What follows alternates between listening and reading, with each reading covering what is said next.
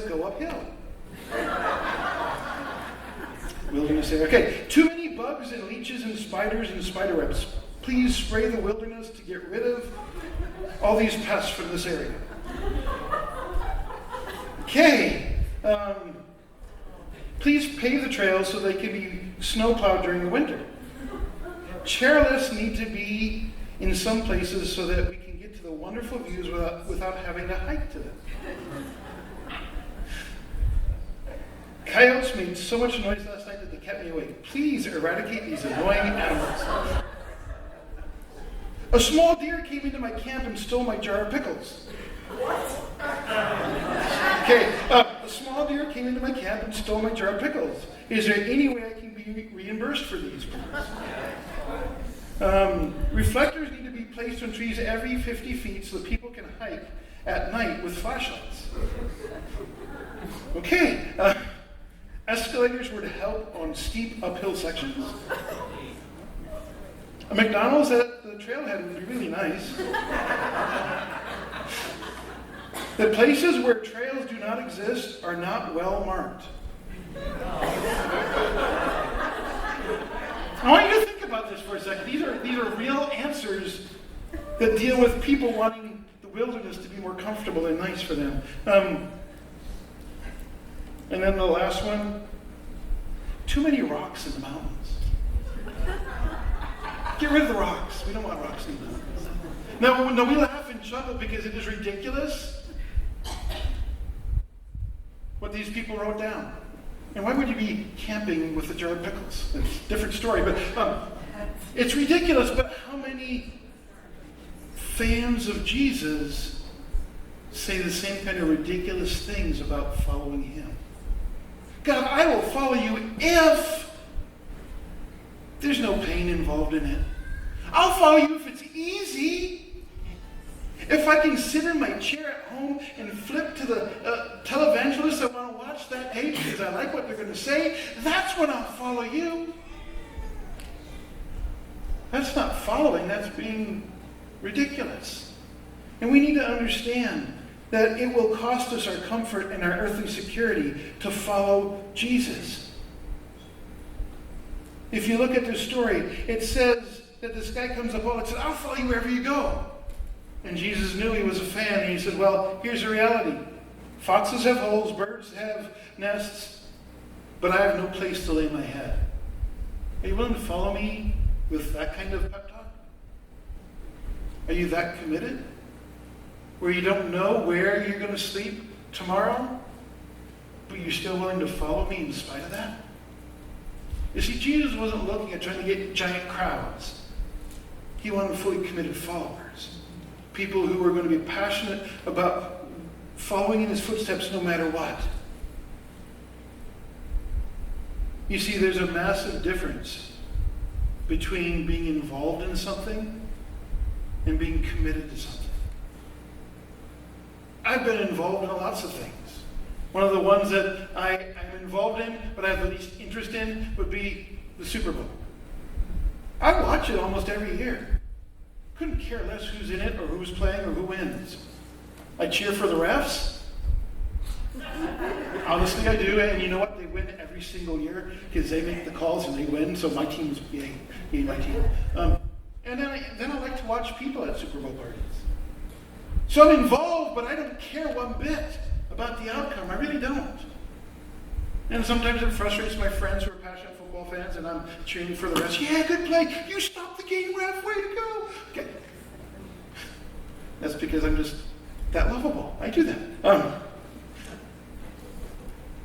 But if that's our approach to following God, I'm involved. I go to church. In fact, I go to church more than the average committed church person.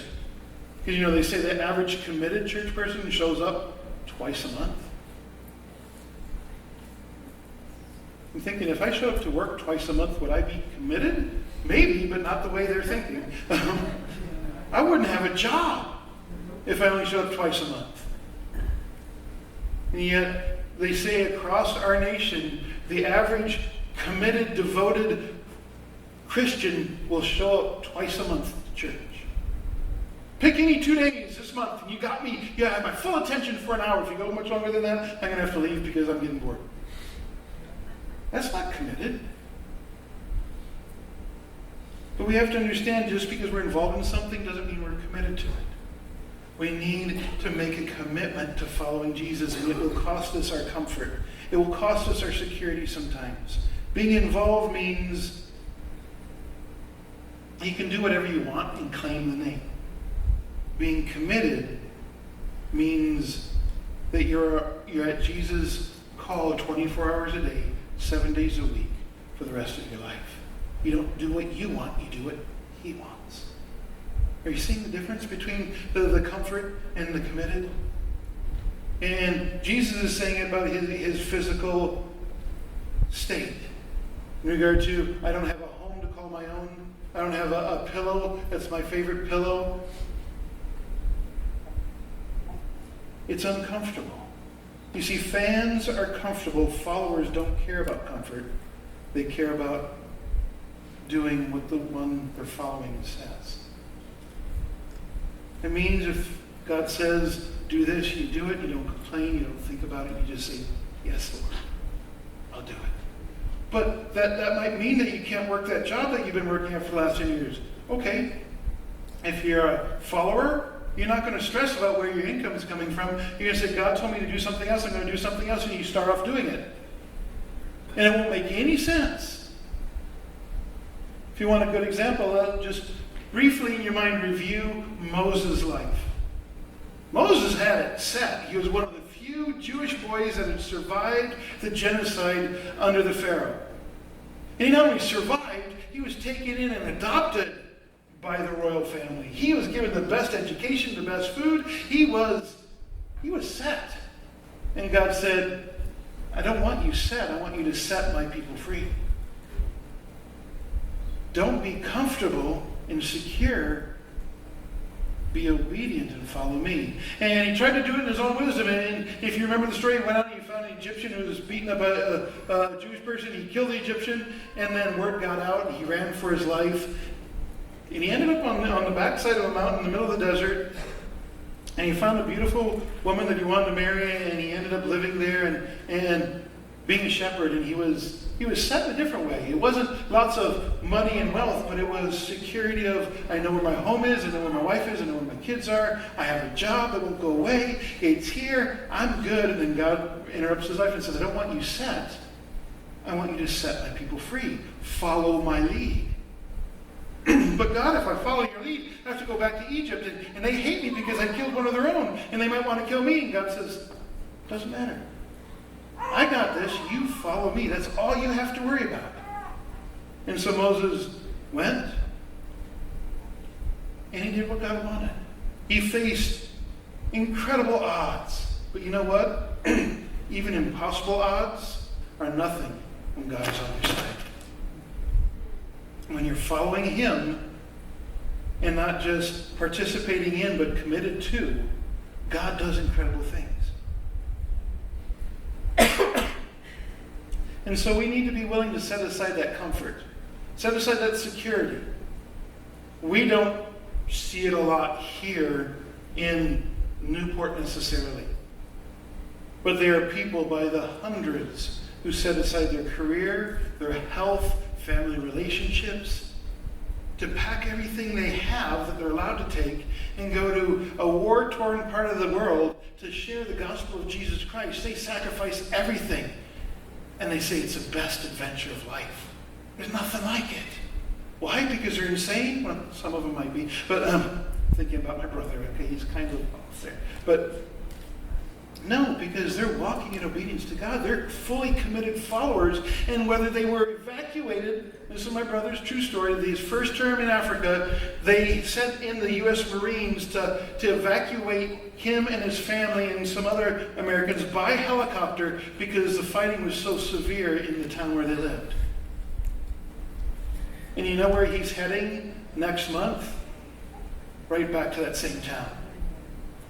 Why? Because he doesn't care about quote-unquote comfort. He cares about following Jesus and reaching the children of Africa, all 500 million of them. Are we willing to say, it doesn't matter, I will follow you? If we go and look at the second guy, picking up verse 59, it says this, to another man he said, follow me. But the man replied, first, Lord, let me go and bury my father. And we go, wow, that sounds like a good thing to do. And Jesus says to him, sure, I understand, go bury your father. No, Jesus didn't say that. Look what he says in verse 60. Jesus said to him, let the dead bury their own. But you go and proclaim the kingdom of God. Now we think that that's a hard thing for Jesus to say, but you have to understand, he didn't say his dad was dying. What he was saying is, when it's convenient for me, when I've gotten my inheritance from Dad, and I'm set and I can support myself and everything's making sense, then I will follow you. And Jesus says, nuh-uh. Following me isn't a convenience issue.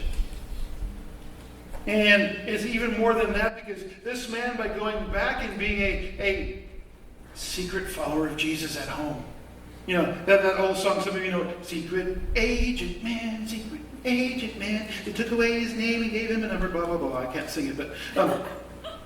we noticed that. Yeah, it's okay. It's never been my gift to sing. I can make joyful noise and irritate people, but that's my gift.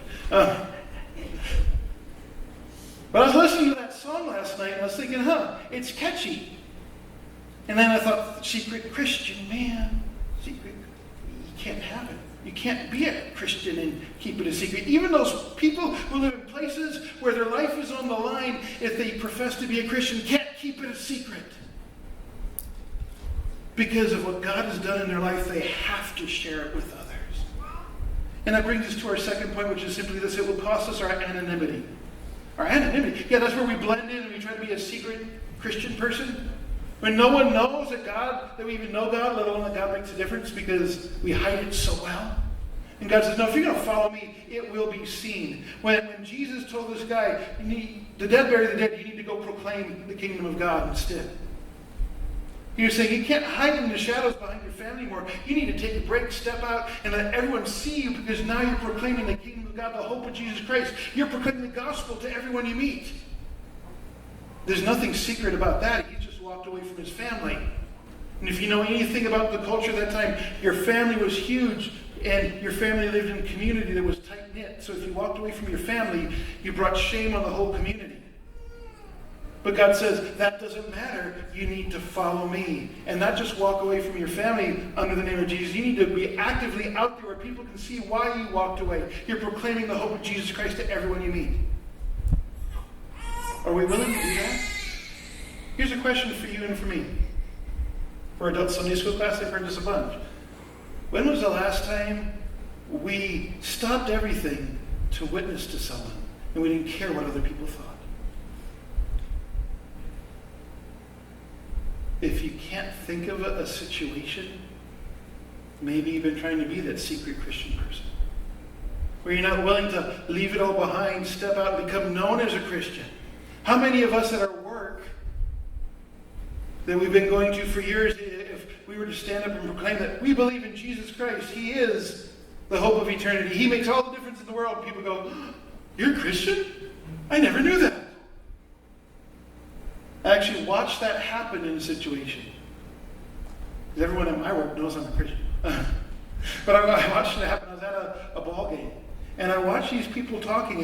And one walked up and they were talking about struggling how to live for a Christian. And the other person chimed in and goes, you know what? I'm a Christian too. And you could almost see the other people, their mouth drop open. Because for him to claim to be a Christian, these guys knew him. They're like, there's no way. There's no way. You go to church? What church do you go to? I've never seen you at church. And it just dumbfounded them. But they were living the quote-unquote hidden Christian life so well that even some of their closest friends had no clue.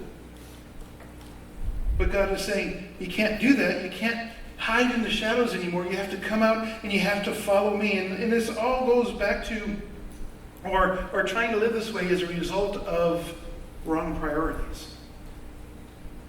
This man said, let me go back and bury my father.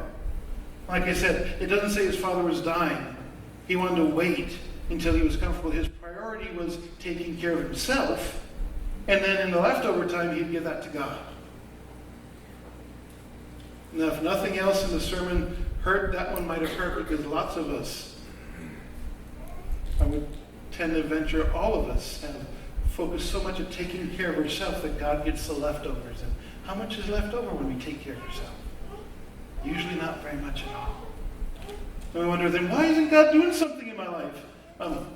Stop being a fan, start being a follower, be committed, and make him your priority.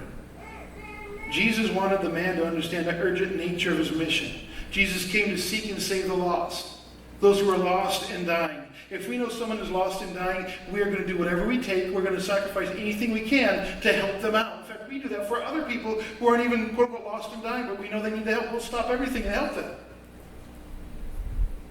I know a bunch of you, if you came up to the one stoplight in town and you saw someone whose car had died and they were needing pushed out of the intersection, you'd jump out and push. You'd stop what you're doing. You'd be a little bit late to where you're going to help someone out. And that's just to help them get out of the intersection. What we're talking about is helping people avoid hell, eternal damnation. That's what we're talking about. Are we willing to get uncomfortable for that? Are we willing to let people know that we're a Christian? Yeah, we're one of those Christians because we care enough not to be quiet. We care enough to hold a stand and say, hey, you know what? You've been saying that you want to do good, but you've been lying every time you can get. And you can't have a good life if you keep lying because you don't know what lie, you don't know what person. You get confused and you get caught, and all of a sudden your world caves in on you. We need to start getting vocal. We need to start getting visible. We need to start getting uncomfortable. And we need to stop hiding in the shadows. If you look at Jesus' life, there's a man who was hiding in the shadows. His name was Nicodemus. It says one night he came to Jesus. Usually you don't come to people in the middle of the night unless you don't want to be seen. Nicodemus happened to be one of the rulers, one of the religious elite. But he was curious. He wanted to follow Jesus. And so he came to Jesus in the middle of the night. And Jesus said, there's only one way to be a follower of mine. There's only one way to get in the kingdom of God. And that means you must be born again. And Nicodemus was confused. And Jesus explained that it was all about his salvation of his soul. And it's not anything a man can do. It's accepting what God has done. And he explained that. But Nicodemus decided he was going to be a follower, but a secret follower, until the day of the crucifixion. Because then he came and he was one of the only people who would come to the cross and take down Jesus' body. Everyone knew who he was then. Are we willing to step out of the shadows? Are we willing to be on mission for Jesus Christ? We are to be on mission proclaiming the hope of God wherever we go. Can you say that the people you met this past week knew about the hope of God because you were in their life? Or will they go, that was a nice person. I wonder why they're so nice. And they just go on. We need to be bold. Jesus says we have to do that. And then he doesn't stop there. If you go back to our text, verse 61 says that still another said to him, I will follow you a little bit. First, let me go say goodbye to my family. Now that doesn't seem like an unreasonable request, does it? I just want to say goodbye to my mom, dad, brothers and sisters. Can I go? Well, we understand goodbye in one way. They understood goodbye in a totally different way. And this kind of hits something really hard, and that is our conditional following of Jesus. God, if you want me to follow you, I'll do it this way. That'll be okay, right? That's not following. You can't bargain with God. It's his way or no way. That's the reality of it. We can try to sugarcoat it. We can try to put cushioning around it so we feel better when we say no. But it's following God, period. And this man, when he said he wanted to go say goodbye, is saying, I'm excited to follow you, Jesus, but I need to go back to say goodbye. And if you understand the culture of the time, goodbye could take up to 3 or 4 weeks. Because you had to get together with everyone. There's usually celebrations and honoring, and we're sending you off, and it's a great production. And during that production, if you're the one leaving, you usually sit around and just get the enjoyment of everyone saying, oh, we love you, you're such a good person, we wish you the best, blah, blah, blah, blah, blah, blah, blah, blah, blah. Some of you have gone to graduation parties. It's a lot like that. You waste a lot of time doing nothing while people pat you on the back going, good luck. you actually are pretty idle, and that's our third point. It will cost us our idleness. We have to get busy doing something. As a man was considering doing this, and Jesus said to him in verse 62, "No one who puts his hand to the plow and looks back is fit for service in the kingdom of God." I have to admit, as I was preparing it, that part hit me hard. Because how many of us start really well for God, and then we look back and go, "Oh, I forgot this. I need to go back and do this." And we look back, we not only look back, but we turn back, and what we were doing no longer is happening because we're turning back to try to fix something we overlooked or forgot. And Jesus is saying, it's going to cost you your idol. You can't go back and do nothing. You have to keep doing what I've called you to do. Jesus challenges our conditions for following him because being a follower is a lifelong commitment. Remember, a follower just simply says, I'm committed and I'll do whatever you say 24 hours a day, 7 days a week, period. And he challenges our conditions. The issue is not that the man wanted to say goodbye. The issue was the but first, the if only. Then I will obey. Maybe you've never uttered those words out loud, but how many times have we thought them when it comes to obeying God? God, I will follow you, I will obey you, but first. And one of the areas where it usually pops up quickest is in regard to giving. Because God says, I have a plan to meet every one of your needs. Honor me this way, and I'll take care of you. We go, but God, first I need to pay my bills, and then I can honor you. And God says, no, if you honor me, I'll make sure your bills are paid. But God, it doesn't make any sense. God says, it doesn't have to make sense. Trust me, that's what faith is, and this whole following him is a step of faith. It's a lifestyle of faith. We take one step of faith after another. It's not blind faith because we have the track record of God and his promises and what he's done. But so often we say, but, or if only. I have to admit, I had a huge issue with this about 21 years ago. A little over 21 years ago. So a little over 21 years ago, I was getting ready to marry the love of my life. And for some strange reason, I heard this little snip on the radio. They talked about the soon coming of Jesus Christ. I said, God, I'll follow you, but just let me get married first. And God said, what? And I almost heard it audibly. I was driving because I like to drive. And to go see my fiancée was about a 2.5 hour drive one direction, so I had a lot of driving time. And it was like this what was echoing in my car, and I stopped and he said, I want you to come back and just wait until I get married. He said, what's more important? Being married or eternity? Give me a second, God. No, there was no second. It was, eternity.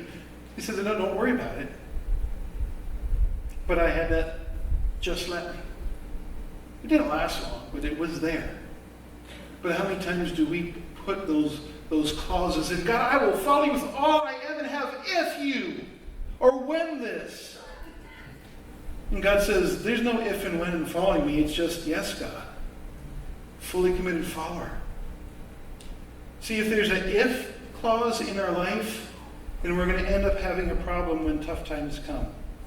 Because the if clause is, as long as things go the way I want, God, I will follow you. But when it stops going the way I want, I will not follow you. One of the most poignant examples that I found of this is actually, some of you might know part of this story, but it's the story of a man named Horatio Spafford, who faced trials. He was a Christian lawyer from Chicago. He was a friend of D.L. Moody's, the great evangelist and pastor. And in 1871, the Great Chicago Fire took most of his possessions. He was a successful lawyer back then and took most of his possessions. And that same year, his one and only son died.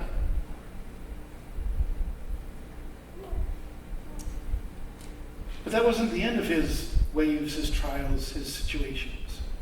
You see, 2 years later, when he was starting to get back on his feet and he could afford it, he was going to go on a vacation vacation with his family to Europe, and he had a last-minute thing pop up, so he put his wife and his daughters on the boat and sent them ahead. He goes, I'll catch the very next boat, and we'll meet in Europe, and we'll be able to enjoy the vacation. Well, the trip started out beautifully. It was the evening of November 21st, and the ship was all of a sudden experiencing issues because another ocean liner ran into it in the middle of the ocean. The Lochern hit their ship, and the ship sank in 30 minutes. As the ship was sinking, Horatio's wife gathered their 3 daughters around, and they were praying. And as they were praying, in the confusion, all of a sudden a wave broke over the ship, and the 2 oldest daughters were swept away. Their youngest that she was holding on to was in her arms. They never saw the 2 daughters again. A few minutes later, something happened, and the mom was knocked unconscious by some of the debris that was being hurled through the air. Her last waking moment up to that point was of her holding onto her daughter praying. She woke up hours later on the deck of the Lochern because the sailors had rescued her. And her daughter was nowhere in sight. Her husband waited in anticipation of hearing how the trip went, and especially when he heard that there was this accident, he was wondering if they survived. And finally he got a telegram from his wife, and all it said is, I alone survived. Well, needless to say, he jumped on the very next boat. He met her, and they decided vacation was out of the point. They came home, and he asked the captain of the ship, when you get to the point where that ship went down and my daughters died, can you let me know? And so the time came, and the captain rang for them, and they went out.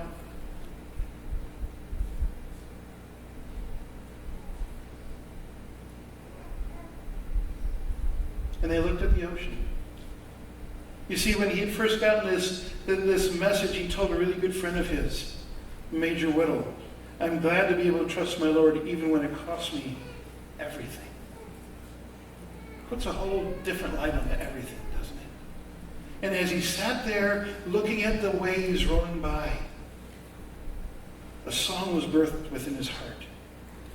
A song that many of us have sung. And it goes like this: when peace like a river attendeth my soul, when sorrows like sea billows roll, whatever my lot thou hast taught me to say, it is well with my soul. He was a man who, following Jesus, ended up having a really tough life. All of his kids were dead within a 3-year period. But he was able to say, and he actually said this quote, he could say that, I am glad to be able to trust my Lord even when it costs me everything. No, I met a man like that in my life.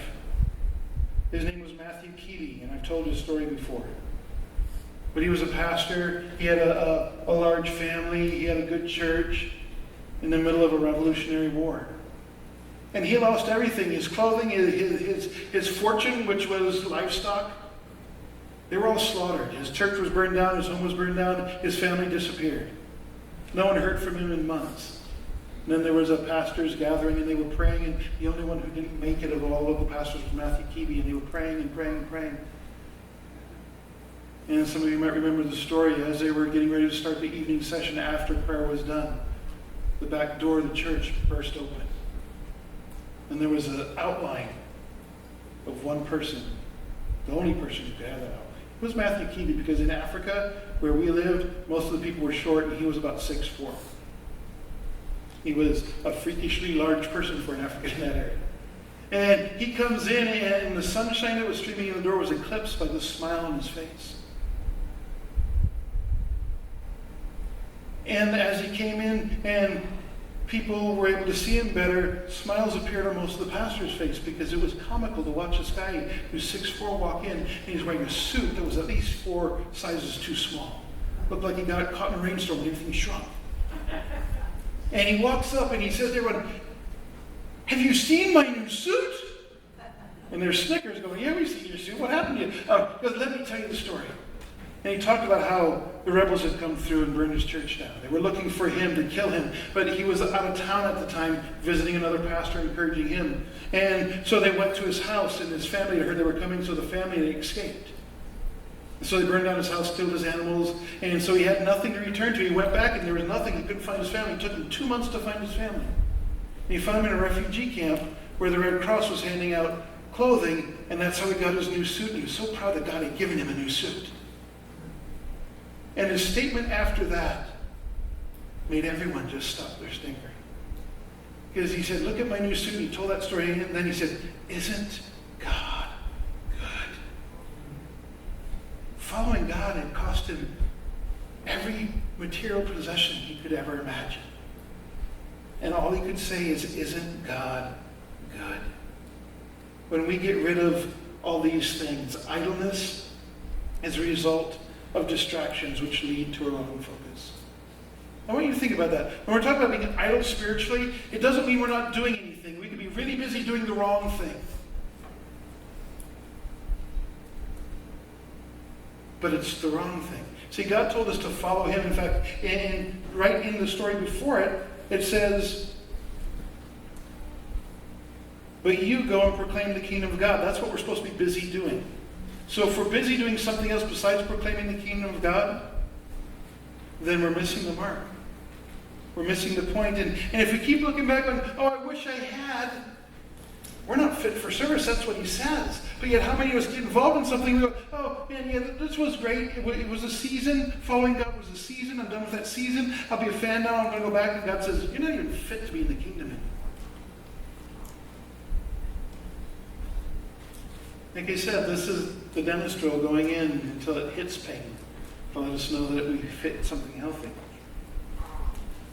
Idleness is a result of distractions which lead to the wrong focus, and the wrong focus can always cause major issues. Major issues of quote-unquote blessing. I was telling the adult Sunday school class, I had a friend who was about my age, and when I met him, we were both in college age. He wasn't in college. He was running a couple of successful businesses. He was passionately pursuing being a businessman and his dream of being a millionaire. But he was pursuing the wrong thing. Because we both grew up on the mission field. We both knew the gospel of Jesus Christ. He was trying to get me to be his business partner. And so I got to know a little bit about his life and what was going on. And I finally said, no, I can't do that. If I'm going to go and try to convince people of something that's good, it's going to be of Jesus Christ, not of how to make money.